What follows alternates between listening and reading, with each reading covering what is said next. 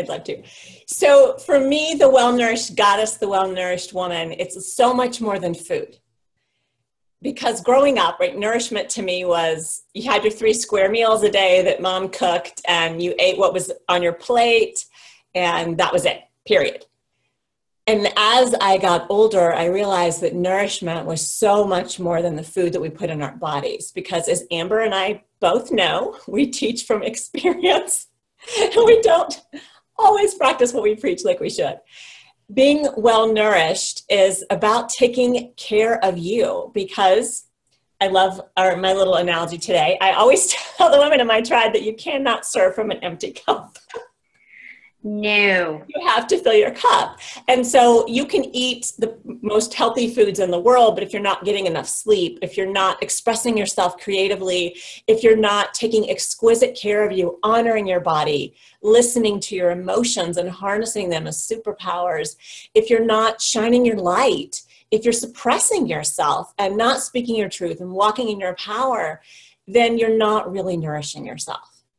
And so for me, being a well-nourished woman is so much more encompassing than just the food that we eat or the fluids that we put in our body. It's self-care on a whole new level.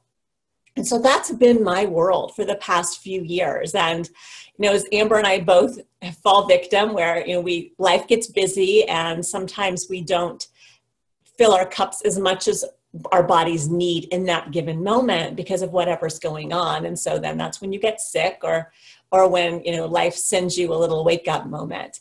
So that's what being a well-nourished goddess is to me. But lately it's been really interesting because the inner wild woman comes because I've been working with women in the Nourished Temple, which is one of my group coaching programs.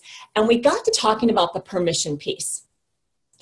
In our society, I think we still have this notion that self-care, self-love is selfish. Like somehow we're not allowed to take care of ourselves because we're supposed to be taking care of our kids or our spouse or our parents or our job or, insert all of the roles that we play, which it just, would fill more than a room probably if we really looked at all the things that we did in one day. And we were talking one day in this program and one of my clients said, I feel like I can't do that. I can't give myself permission to take care of me because I feel like from 40 plus years of training that would make me selfish and I don't want to be selfish. And I was like, okay, let's back up the bus here.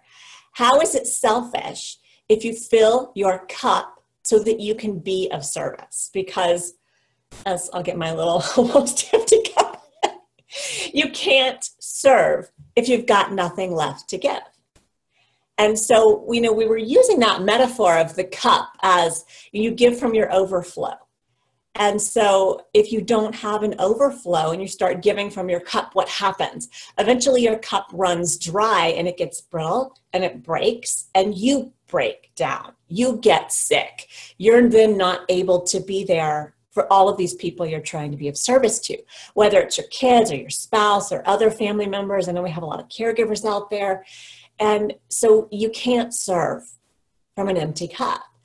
And so we started exploring that permission piece.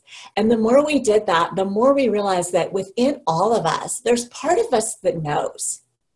There's part of us that fully wants to be expressed and just let her hair down, so to speak. And it's like somewhere along the way, we learned that it's not okay to do that, right? So I was actually teaching the other day, and I was cold in the classroom I was in, and so I had my hair up in a bun, and so I let my hair down because I was my back of my neck was cold. I was getting goosebumps everywhere, so I just literally in the middle of class just took my bun down and let my hair down. And one of my students teased me, isn't it a little early to be letting your hair down? It's only 2:00 in the afternoon. And I thought, that's the problem right there. We laughed it off. But I was like, that's the problem. Like we somehow, when we became adults, we use the phrase, let your hair down, but we don't let ourselves do it.